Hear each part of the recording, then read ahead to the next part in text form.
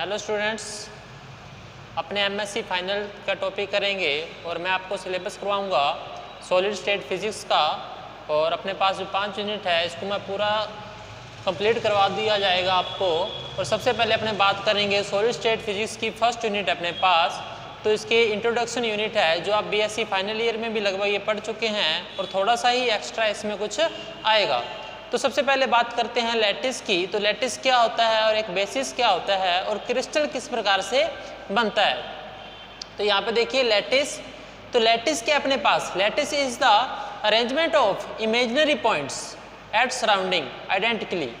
मतलब जो लैटिस है वो वास्तविक मॉलिक्यूल्स और अपने पास रियल में नहीं, वो मॉलिक्यूल्स या आयंस नहीं होते, वो एक इमेजिनरी पॉइंट्स होते हैं। ऐसे इमेजिनरी पॉइंट होते हैं जिनके ऊपर वो क्रिस्टल्स के जो आयंस और मॉलिक्यूल्स को रखा जाता है। देखिए ये लिखा है lattice is the arrangement of imaginary point, यानी इमेजिनरी पॉइंट्स का जो अरेंजमेंट है चारों ओर, उसको क्या बोलते हैं अपने पास, लैटिस। और बेसिस, बेसिस अपने पास क्या है, वो मॉलिक्यूल्स और ions which arrangement at lattice point, ऐसे मॉलिक्यूल्स और आयंस जो लैटिस पॉइंट के ऊपर रखे जाते हैं उनको क्या बोलते हैं अपने पास, बेसिस। ये अपने पास जब बेसिस और लैटिस दोनों मिल जाते हैं तब अपने पास एक क्रिस्टल बनता है, एक अपने पास जालक भी बोल सकते हैं वो बनता है। लैटिस ये अपने पास इमेजिनरी पॉइंट्स है, ऐसी पोजीशंस है, ये अपने पास लैटिस है। और बेसिस अपने पास मैंने इस डायग्राम में ये अपने पास कुछ एटम्स या पार्टिकल्स या मॉलिक्यूल्स शो कर रखे हैं। इन पार्टिकल्स को और मॉलिक्यूल्स को मैं इन पोजीशन पर रखूँगा, यानी लैटिस के ऊपर रखूँगा, तो अपने पास जो स्ट्रक्चर बनेगी वो अपने पास एक क्रिस्टल स्ट्रक्चर बनेगी।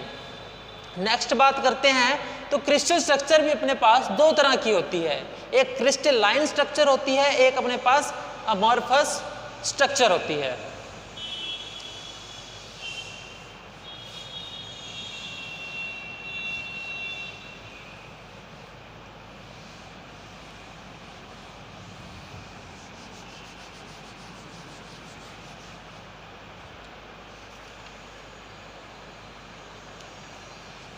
एक होती है अपने पास crystalline structure. In this structure the atoms और molecule, in this structure atoms और molecule are arrangement in proper manner and repeated in regular interval of time. मतलब जो एटम्स और मॉलिक्यूल्स होते हैं ये प्रॉपर मैनर में, प्रॉपर मैनर में, मैनर क्या होता है, अपने बोलते हैं ना मैनर्स सीखने चाहिए, यानी तरीके सीखने चाहिए, तो ये एक प्रॉपर मैनर्स के साथ अरेंज होते हैं अपने पास और ये रिपीट होते हैं एक रेगुलर इंटरवल ऑफ टाइम या रेगुलर इंटरवल ऑफ डिस्टेंस। यानी अगर ये वाला एटम और इस एटम के बीच की डिस्टेंस अपने पास a है और इसके नेक्स्ट एटम की जो डिस्टेंस भी अपने पास a हो, यानी एटम्स के बीच की जो डिस्टेंस भी सेम हो, उनको क्या बोलते हैं, रेगुलर इंटरवल ऑफ टाइम। ऐसा भी हो सकता है कि इनके बीच में a है और नेक्स्ट के बीच में अगर 2a है और फिर इनके बीच में a है।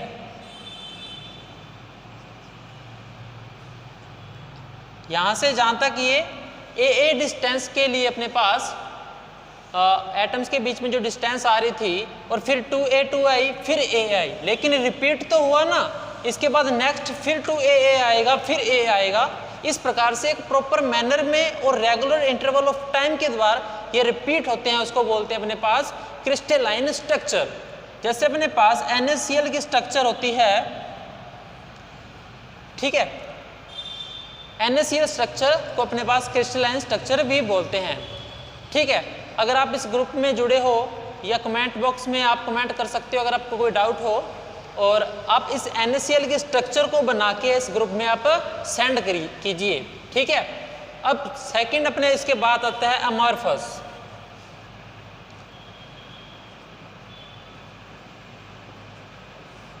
देखो इसको बोलते हैं हिंदी में क्रिस्टलाइन क्रिस्टलीय स्ट्रक्चर, उसको बोलते हैं अक्रिस्टलीय स्ट्रक्चर।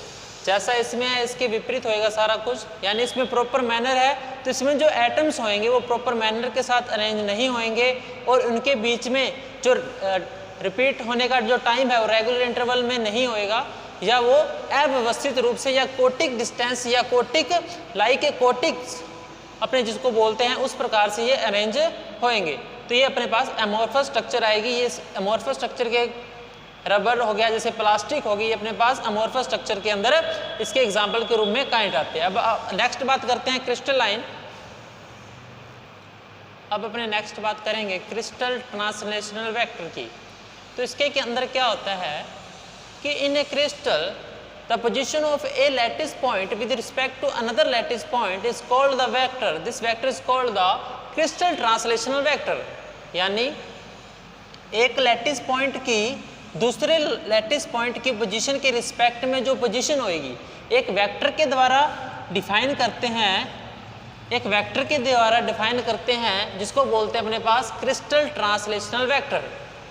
देखिए किस प्रकार से, अगर मैं 1D की बात करूं तो एक अपने पास 1D में एटम्स प्रेजेंट है, थोड़े से बड़े बना देता हूं।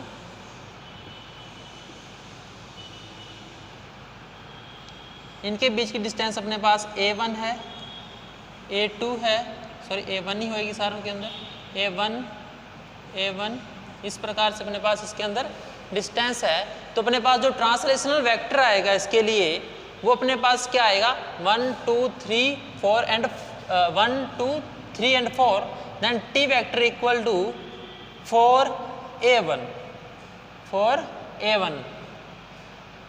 अगर मैं 2 डायमेंशन में बात करूं, 2D में बात करूं,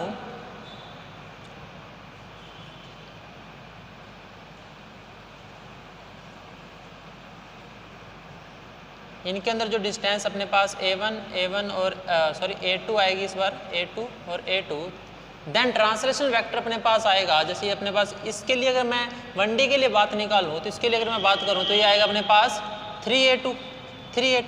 अगर मैं दोनों को कंबाइन करूं तो अपने पास T वेक्टर आएगा 4A1 vector plus 3A2 vector. अब अगर ये 3 डायमेंशन अपने पास वैल्यू आती